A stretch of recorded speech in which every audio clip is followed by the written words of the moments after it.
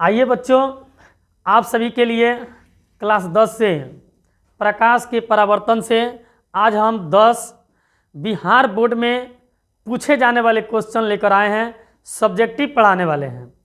तो देखिए, वीडियो शुरू करने से पहले आप सभी के लिए हम जो हैं बोल रहे हैं, अपनी जमी अपना आकाश पैदा कर, अपनी जमी अपना आकाश पैदा कर, मांगने से खुशी कब मिलता है यारों, इसलिए हर कदम पर अपना एक नया विश्वास पैदा कर या अपना एक नया इतिहास पैदा कर।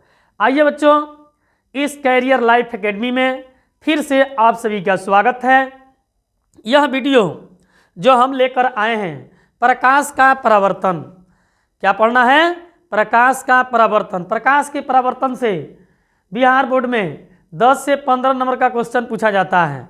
इसमें तो डबल क्वेश्चन है, इसमें जो है डबल क्वेश्चन है। और बिहार बोर्ड में ये कई बार जो बार बार पूछा गया इस चैप्टर से, उस क्वेश्चन को हम बनाए हैं और इसको हम पढ़ाने जा रहे हैं। देखिए, सबसे पहला हमारा इस चैप्टर का क्वेश्चन है, प्रकाश का परावर्तन किसे कहते हैं? प्रकाश का परावर्तन किसे कहते हैं? जब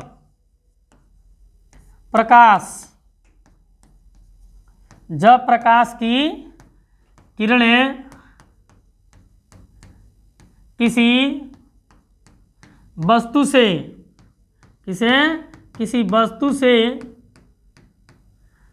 टकराकर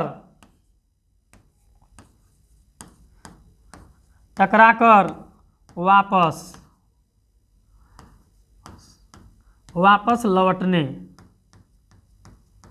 लौटने की क्रिया को हम लोग क्या कहते हैं? प्रकाश का परावर्तन कहते हैं। याद रखिएगा, ये भूलना नहीं है, क्योंकि ये क्वेश्चन परावर्तन किसे कहते हैं? जब प्रकाश की किरणें किसी वस्तु से टकराकर लौटती है या लौटने की क्रिया को हम लोग क्या कहते हैं? प्रकाश का परावर्तन कहते हैं। बच्चों, इसको याद रखिएगा, ये भूलना नहीं है। ये सबसे जो है मुफ्त वाला जो है नंबर होता है। इसको लिखिएगा 1 नंबर या बड़ा करके लिखिए 2 नंबर मिलेगा। इसके नियम 2 होते हैं। एक आपतन कोण परावर्तन कोण के बराबर हो। जैसे मान लीजिए वस्तु पर, यह हमारा कोई वस्तु हो गया, यहाँ प्रकाश की किरण पड़ रही है, तो यह अपरावर्तित हो, क्योंकि यहाँ से आकर ये किरणें वो बिंदु पर क्या हो रही है? टकरा रही है। टकरा कर ये परावर्तन के नियम का पालन करता है। यहाँ से किरण क्या होती है? वापस लौटती है। ऐसी ही क्रिया को हम लोग क्या कहते हैं? प्रकाश का परावर्तन कहते हैं। ठीक है, चलिए अगला वीडियो देखते हैं। अगला जो हमारा क्वेश्चन है वह है दूसरा क्वेश्चन की तरफ। ये भी बिहार बोर्ड में कई बार पूछा जा चुका है कि प्रकाश किरण पुंज, देखिएगा, ध्यान दीजिएगा, यहाँ किरण पुंज की बात हो रही है। प्रकाश किरण पुंज किसे कहते हैं और कितने प्रकार के होते हैं? देखिए, प्रकाश किरण पुंज जो होता है, यानी किसी प्रकाश स्रोत से आ रही समांतर किरणें, यानी समांतर, ये जो समांतर किरणों के समूह को क्या कहते हैं? प्रकाश का किरण पुंज कहते हैं। प्रकाश का किरण पुंज कहते हैं, किरण पुंज कहते हैं। याद रखिएगा, ये जो किरण पुंज होता है, इसका परिभाषा होता है, समांतर किरणों के समूह को, किसी प्रकाश स्रोत से आ रही प्रकाश की समांतर किरणों के समूह जो होते हैं, इसको हम लोग समांतर किरण पुंज कहते हैं, प्रकाश किरण पुंज कहते हैं। ये किरण पुंज हम लोग का क्या होता है? किरण पुंज 3 प्रकार के होते हैं। कितने प्रकार के होते हैं जी? किरण पुंज जो होते हैं ये 3 प्रकार के होते हैं। सबसे पहला होता है, पहला किरण पुंज हम लोग का होता है अपसारी। कौन सा होता है जी? अपसारी। दूसरा होता है समांतर, याद रखिएगा। तीसरा होता है अभिसारी, अभिसारी किरण पुंज। देखिए ये 3 किरण पुंज है जिनको हम पढ़ा रहे हैं। ये जो अपसारी किरण पुंज होता है, जब प्रकाश की किरणें किसी एक बिंदु स्रोत पर आकर एक बिंदु स्रोत से निकलकर फैलती हुई प्रतीत होती है। जैसे इस बिंदु पर आया प्रकाश की किरण, इस बिंदु से क्या हो रहा है, इस प्रकार से निकल रहा है, देख रहे हैं ना, ये बाहर की तरफ फैलती हुई प्रतीत होती है, तो उसको हम लोग क्या कहते हैं, अपसारी किरण पुंज कहते हैं। जब वैसे प्रकाश किरण पुंज, ये हम लोग का पहला होता है। दूसरा जो होता है, ये किरणें एक दूसरे के क्या होती है, समानांतर होती है। देखिए एक किरण क्या है, दूसरे किरण के समांतर है, ये कभी काट नहीं सकती है, तो इसको हम लोग क्या कहते हैं, समांतर किरण पुंज कहते हैं। तीसरा जो होता है हम लोग का, वह होता है अभिसारी। वे प्रकाश किरण पुंज जिस बिंदु पर कई किरणें आकर मिलती हुई प्रतीत होती है, कई किरणें यहाँ देख रहे हैं आकर क्या हो रही है, मिल रही है, इसलिए ये हम लोग का क्या कहलाएगा, ये जो है आपका अभिसारी किरण पुंज कहलाता है। बच्चों ध्यान रखिएगा, प्रकाश किरण पुंज किसे कहते हैं, यानी किसी प्रकाश स्रोत से आने वाले समांतर किरणों के समूह को ये प्रकाश किरण पुंज कहते हैं। प्रकाश किरण पुंज 3 प्रकार के होते हैं, हमारा अपसारी, समांतर, अभिसारी। ठीक है, भूलना नहीं है, याद रखना है। ठीक है, इसके बाद से हमारा 3 नंबर क्वेश्चन आता है, इस स्क्रीन बोर्ड पर है, देखिए यहाँ पे पढ़ाने वाले हैं, जिसमें कह रहा है दर्पण। यहाँ दर्पण की बात हो रही है। देखिए दर्पण किसे कहते हैं, यानी दर्पण, दर्पण का अर्थ होता है, दर्पण का अर्थ आईना होता है। आईना क्या होता है जी, आईना। इसको हम लोग अपने यहाँ भाषा में शीशा भी कहते हैं। बहुत जगह झगड़ा होता है, तो देखें लोग कहते हैं कि थोड़ा अपना भी शक्ल देख लीजिए। बहुत जगह हम लोग जाते हैं, ऐसा देखा जाता है कि जो अच्छे नहीं होते हैं वो दूसरे को ज़्यादा फीस काटते हैं, यानी झगड़ा होता है गांव में, चाहे हर जगह, तो लोग कहते हैं थोड़ा शीशा में अपना जो है शक्ल देख कर आइए। तो उसी दर्पण का अर्थ हम लोग का आईना है, इस आईना के बारे में पढ़ना है। तो दर्पण हम लोग किसे का, दर्पण का अर्थ आईना होता है, यानी मनुष्य अपनी प्रतिबिंब को जिसमें देखता है, जिस वस्तु में, उससे हम लोग क्या कहते हैं, दर्पण कहते हैं। क्या कहते हैं जी, दर्पण का अर्थ आईना होता है। याद रखिएगा, ये जो दर्पण होते हैं हमारा दर्पण, ये हमारा 2 प्रकार के होते हैं। कितने प्रकार के होते हैं बच्चों, बहुत लड़के हैं कि अवतल और उत्तल लिख देते हैं, लेकिन वो नहीं होगा, क्योंकि यहाँ होगा समतल।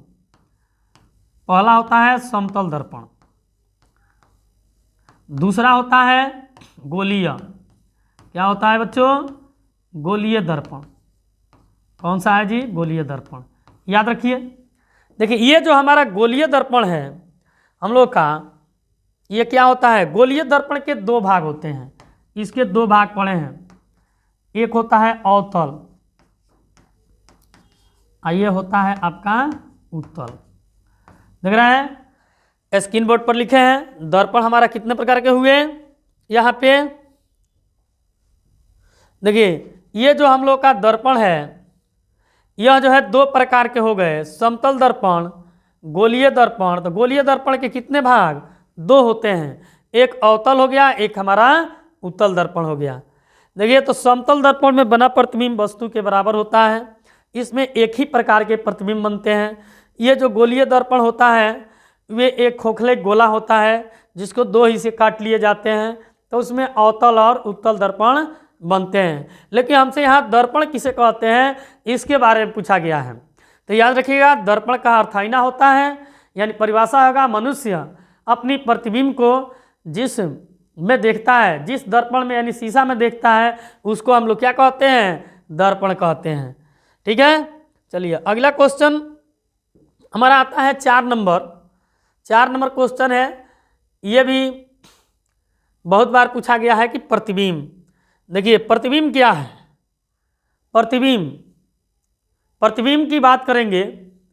ये जो प्रतिबिंब होता है हम लोग का, ध्यान दीजिएगा, ये जो प्रतिबिंब होते हैं, प्रतिबिंब किसे कहते हैं, तो वस्तुओं की जो छाया बनती है, क्या बनती है बच्चों, छाया बनता है, यानी जब हम लोग मान लीजिए यहाँ हमारा प्रकाश है, यहाँ पर हम वस्तु किसी प्रकाश स्रोत के सामने जब हाथ रखते हैं या मोमबत्ती या लैंप जलाइए और वहाँ हाथ रखिएगा तो पीछे की तरफ देखिएगा छाया बनेगा।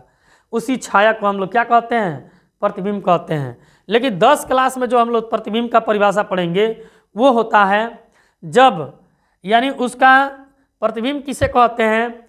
जब उसका परिभाषा होता है किसी वस्तु या बिंदु स्रोत से आ रही प्रकाश की किरणें, किसी बिंदु या वस्तु से आ रही प्रकाश की किरणें परावर्तन के बाद जिस बिंदु पर कटती है या कटती हुई प्रतीत होती है उसे उस बिंदु या वस्तु का क्या कहते हैं? प्रतिबिंब कहते हैं। बच्चों याद रखिएगा कि किसी बिंदु स्रोत से, यानी इसे लिखा नहीं जा रहा है, कलम थोड़ा भूल चुका है, किसी बिंदु स्रोत या वस्तु से आ रही प्रकाश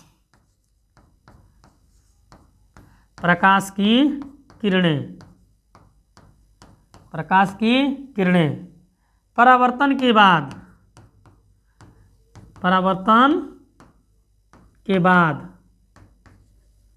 जिस बिंदु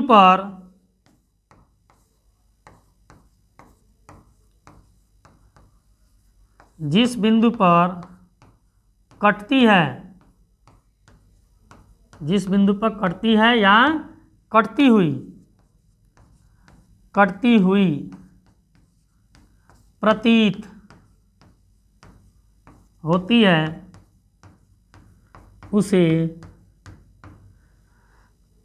उस वस्तु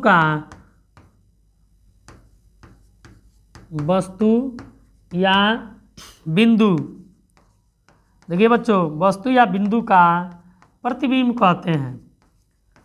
क्या कहते हैं? प्रतिबिंब कहते हैं। याद रखिएगा, उसे उस बिंदु या वस्तु का क्या कहते हैं? प्रतिबिंब कहते हैं। ये जो प्रतिबिंब है हम लोग का 2 प्रकार के होते हैं, एक होता है वास्तविक और एक होता है काल्पनिक। यहाँ उसके नाम लिखना है। कह रहे कितने प्रकार के होते हैं? तो 2 होता है, एक काल्पनिक होता है, ये काल्पनिक हो गया, और एक होता है वास्तविक। देखिए वास्तविक प्रतिबिंब। तो काल्पनिक प्रतिबिंब किसे कहते हैं? काल्पनिक किरणों की कटान से होता है। काल्पनिक प्रतिबिंब को पर्दे पर प्राप्त नहीं कर सकते हैं, वास्तविक प्रतिबिंब को हम लोग पर्दे पर प्राप्त कर सकते हैं। जैसे मान लीजिए जो वास्तविक घटना हो गया उसको वास्तविक कहेंगे, और जो कल्पना करने वाले हैं उसको हम लोग काल्पनिक कहते हैं। तो काल्पनिक किरणों की कटान से, तो याद रखिएगा काल्पनिक और वास्तविक, भूलना नहीं है। इसके बाद से हमारा जो अगला क्वेश्चन आता है 5 नंबर क्वेश्चन है समतल दर्पण। अभी देखिए दर्पण हम लोग पढ़े थे कि दर्पण किसे कहते हैं, तभी हम बतलाए थे दर्पण 2 प्रकार के होते हैं। दर्पण हमारा क्या था? 2 प्रकार के, यानी ये दर्पण जो है कि हम लोग का 2 प्रकार हुए, एक हुआ समतल और एक हुआ गोलीय। तो यहाँ पे हम लोग कौन सा दर्पण पढ़ना है? समतल दर्पण के बारे में। समतल दर्पण की 4 विशेषता की बात की गई है। देखिए समतल दर्पण का विशेषता 4 है। देखिए इसमें पहला होता है, इसमें वस्तु के बराबर प्रतिबिंब बनता है। क्या बनता है जी बच्चों? वस्तु के बराबर प्रतिबिंब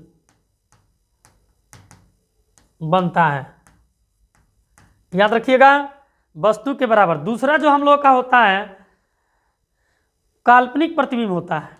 क्या होता है जी? काल्पनिक। तीसरा विशेषता कह सकते हैं पार्श्व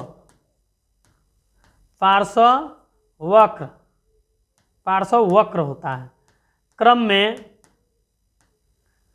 में उल्टा होता है। क्या होता है बच्चों?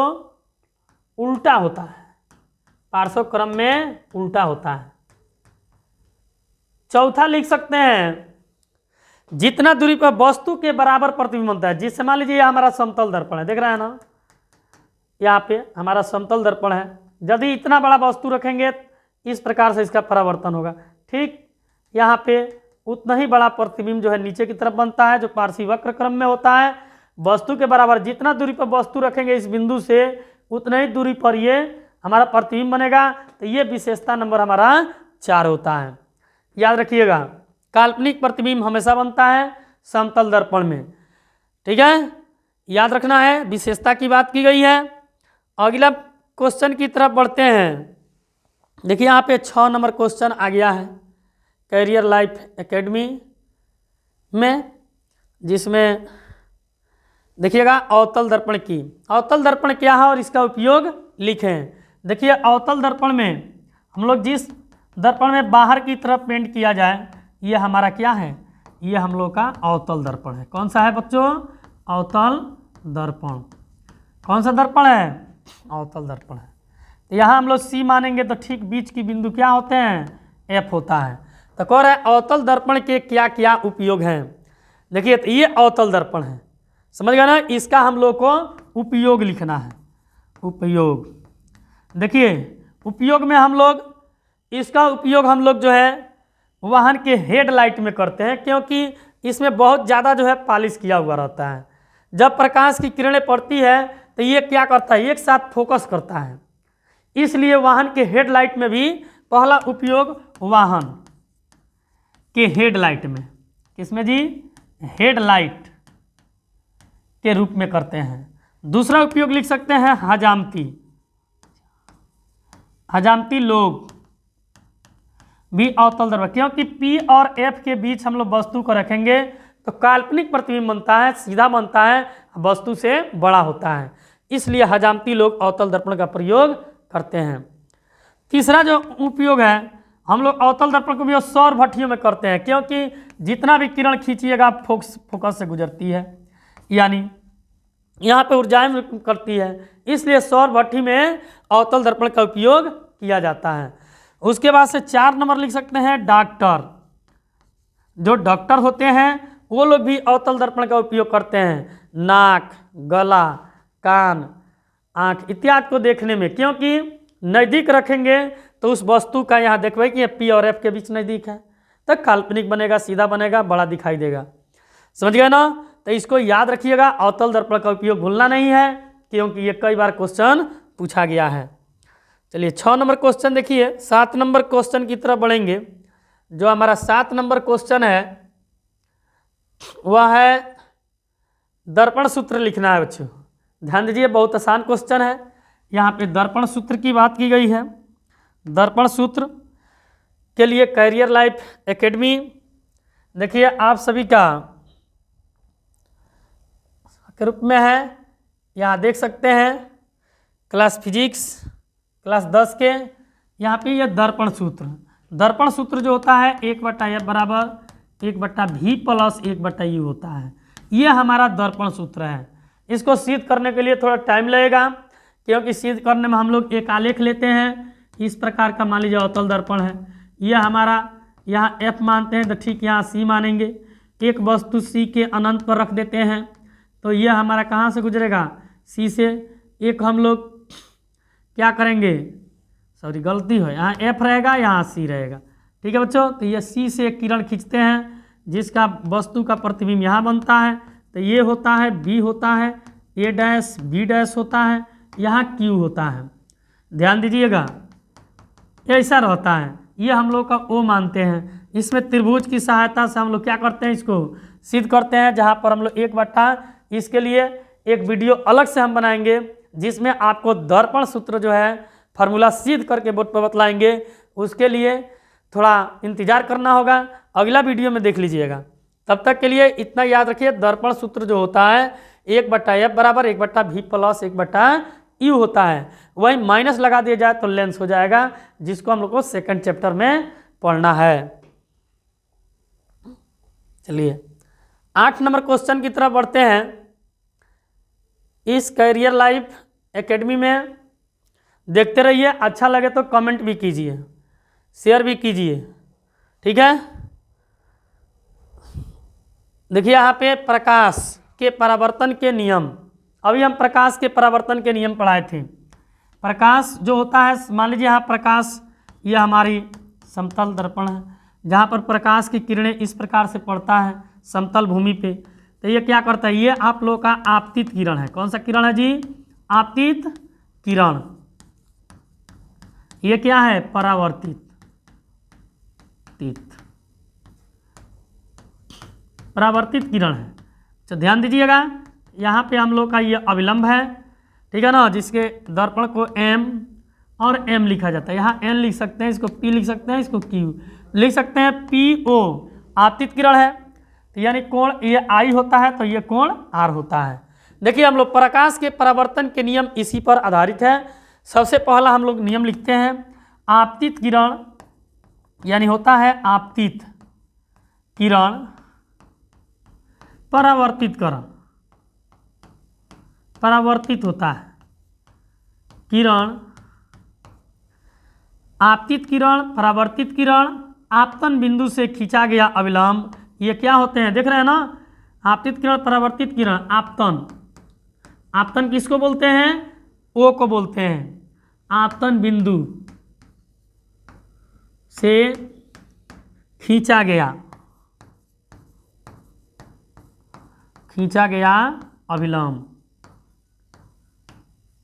अविलंब, तीनों एक ही समतल भी लिख सकते हैं, समतल में है या तल में है। दूसरा होता है आपतन कोण, परावर्तन कोण के बराबर होता है, याद रखिएगा। यही दो नियम हैं। आपतित किरण आपका होता है, आपतित किरण, देखिए कलर थोड़ा चेंज कर देना है, ये आपतित किरण, परावर्तित किरण, आपतन बिंदु से खींचा, यानी आपतित किरण, परावर्तित किरण, आपतन बिंदु से खींचा गया अविलंब, देखिए तीनों एक ही तल में है। दूसरा नियम जो होता है, इसको I को आपतन कोण पढ़ते हैं, R को परावर्तन कोण पढ़ते हैं। आपतन कोण और अपवर्तन, आपतन कोण, ठीक है ना, और परावर्तन कोण, आपतन कोण परावर्तन कोण के क्या होता है? बराबर होता है। यही दो नियम है, ठीक है, इसको याद रखिएगा। आपतन कोण परावर्तन कोण के बराबर होता है। आपतित किरण, परावर्तित किरण, आपतन बिंदु से खींचा गया अविलंब, तीनों एक ही समतल में होते हैं। तो बच्चों इसको रट जाना है, क्योंकि बिहार बोर्ड में सबसे जो है पहला पार्ट का सबसे ज़्यादा इंपॉर्टेंट क्वेश्चन है कि ये मॉडल सेट में लगभग लग रहा है कि 50 बार अब तक पूछा जा चुका है। इसको रट जाइए, ऑब्जेक्टिव में आएगा, नहीं तो सब्जेक्टिव में फिक्स है कि यह क्वेश्चन आएगा। चलिए 9 नंबर क्वेश्चन देखते हैं। यहाँ पे 9 नंबर क्वेश्चन है, कह रहा है कि अवतल और उत्तल दर्पण में अंतर लिखना है। देखिए बच्चों ध्यान देना है, ये हमको अवतल दोनों में, इसमें भी और इसमें, दोनों में क्या करना है? अंतर लिखना है। देखिए अवतल दर्पण का जो आलेख देखे हैं, ये आपका अवतल दर्पण हो जिसमें बाहर की तरफ पेंट किया जाता है, ये आपका उत्तल दर्पण है, ठीक है। यहाँ यदि C मानते हैं तो यहाँ F होगा, इसका C सामने की तरफ रहता है तो यहाँ F होगा। तो इसकी फोकस दूरी, सबसे पहला अंतर लिख सकते हैं इसमें, अवतल दर्पण की फोकस दूरी क्या होता है? ऋणात्मक होता है। क्या होता है बच्चों? ऋणात्मक होता है, क्योंकि यहाँ से मानेंगे तो इधर प्लस होगा, इधर माइनस होगा। वहीं उत्तल दर्पण में जाइएगा तो इसकी फोकस दूरी क्या होता है? धनात्मक होता है। अंतर की बात किया गया है। अवतल दर्पण में 6 प्रकार के प्रतिबिंब बनते हैं, 6 प्रकार के प्रतिबिंब बनते हैं, याद रखिएगा। उत्तल दर्पण में सिर्फ एक ही प्रकार के प्रतिबिंब बनते हैं, वो भी काल्पनिक बनता है। अवतल में वास्तविक और काल्पनिक दोनों प्रकार के अवतल दर्पण से प्रतिबिंब प्राप्त किए जाते हैं। तो इसलिए इसमें 6 प्रकार लिख सकते हैं, इसमें 1 प्रकार के बनते हैं। अंतर ऐसे लिखना है, समझ गए ना। अवतल दर्पण का उपयोग कौन से लोग करते हैं? वाहन में हेडलाइट में किया जाता है, जबकि उत्तल दर्पण का उपयोग वाहन में साइड मिरर के रूप में करते हैं। देखिए क्वेश्चन कई बार पूछा गया है कि वाहन में साइड मिरर के रूप में उत्तल दर्पण का प्रयोग क्यों करते हैं। देखिए साइड में पीछे की तरफ की वस्तु देखना होता है, इसी पर समझ लीजिए, क्योंकि साइड में लगा होता है पीछे लोग क्या करते हैं, चालक जो होता है वाहन के वह पीछे देखता है, तो इसमें काल्पनिक सीधा वस्तु से छोटा ही प्रतिबिंब दिखाई देता है, इसलिए उत्तल दर्पण का उपयोग करते हैं। अवतल का नहीं कर सकते हैं, क्योंकि यहाँ रखेंगे तो काल्पनिक बनेगा, P और F के बीच रखेंगे काल्पनिक बनेगा, F पर आए वास्तविक उल्टा हो गया, बड़ा हो गया। यहाँ जाएंगे उल्टा होगा, C पर भी उल्टा होगा, C के अनंत पर भी उल्टा होगा, यानी इनकी स्थितियाँ बदलती रहती है, इसलिए वहाँ खतरा है। गाड़ी चालक जो है इसलिए अवतल दर्पण का प्रयोग नहीं करता है बच्चों, इसलिए ये 3 अंतर बतला दिए, 3 से अधिक नहीं पूछा जाता है। समझ गया ना। चलिए अब अगला क्वेश्चन, लास्ट क्वेश्चन हमारा है प्रकाश के परावर्तन से, जो बिहार बोर्ड में कई बार पूछा गया है। कह रहा है लास्ट क्वेश्चन यह है कि प्रकाश के 5 उपयोग लिखें। ध्यान दीजिएगा, प्रकाश हमारे दैनिक जीवन में कार्य करता है, तो यानी प्रकाश का हम लोग क्या करना है, उपयोग लिखना है। तो सबसे पहला उपयोग लिखेंगे, प्रकाश एक ऐसा ऊर्जा है जिनके द्वारा हम लोग इस प्रकृति के सभी वस्तुओं को देखते हैं। यदि प्रकाश न रहे तो हम लोग देख पाएंगे, पहला ही लिख सकते हैं। दूसरा लिख सकते हैं, प्रकाश एक माध्यम है जिससे ये प्रकाश को हम लोग सूर्य से प्राप्त कर सकते हैं। किसे जी, सूर्य, देख रहे हैं ना, सूर्य से हम लोग क्या करते हैं, प्राप्त करते हैं, सूर्य से हम लोग को प्रकाश मिलता है। तीसरा लिख सकते हैं, जैसे सूर्य के उपयोग हैं, देखिए सूर्य का उपयोग निम्नलिखित हैं, क्योंकि सूर्य के प्रकाश के 5 उपयोग, जैसे हमारा सबसे पहले अभी हम बतलाए कि सूर्य के प्रकाश न रहे तो वस्तु नहीं देख सकते, इसलिए वस्तुओं को देखने में सबसे पहले लिखेंगे सूर्य का, यानी वस्तु को देखने में सूर्य के प्रकाश यानी प्रकाश का प्रयोग करते हैं। प्रकाश का उपयोग मान लीजिए वीडियो बनाने में, रात के समय शादी विवाह में भी इसका प्रयोग किया जाता है प्रकाश का। जनरेटर के माध्यम से बिजली, जनरेटर चलाकर बिजली हम लोग प्राप्त करते हैं, और सूर्य भी प्रकाश देता है। तो ये 3 गो हो गया। चौथा जो हमारा होता है वह है प्रकाश से को उपयोग जो है वाहन में भी करते हैं, रात में चलने के लिए करते हैं, यानी उपयोग पूछा गया है, वाहन में भी करते हैं, रेलगाड़ी, ठीक है ना, और वाहन,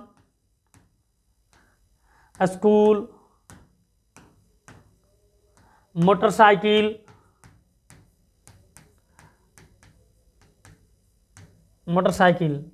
ठीक है ना। देखिए कितना उपयोग हो गया। हम लोग जहाँ पर भी जाते हैं वहाँ पर भी प्रकाश का उपयोग करते हैं। दिन के समय उजाला न रहे तो हम लोग किसी वस्तु को देख नहीं सकते हैं, समझ ना। तो इसलिए सब प्रकाश के उपयोग कहीं नहीं, प्रकाश का उपयोग खुद आपके पास है, ठीक है। अंत में देखिए कहना चाहेंगे, अच्छे ढंग से पढ़ाई कीजिए, टाइम कम है, ठीक है ना। अपनी जमीन, अपना आकाश अभी हमने बतलाया था। देखिए मनुष्य यदि अपने जीवन में कुछ करना चाहता है तो उसके लिए समय देना होगा। एक हमारे जयशंकर प्रसाद ने एक पोएम में बताया है, हिमाद्र तुरुंग श्रृंग से प्रबुद्ध शुद्ध भारती, संप्रभा सुजावला स्वतंत्रता पुकारती।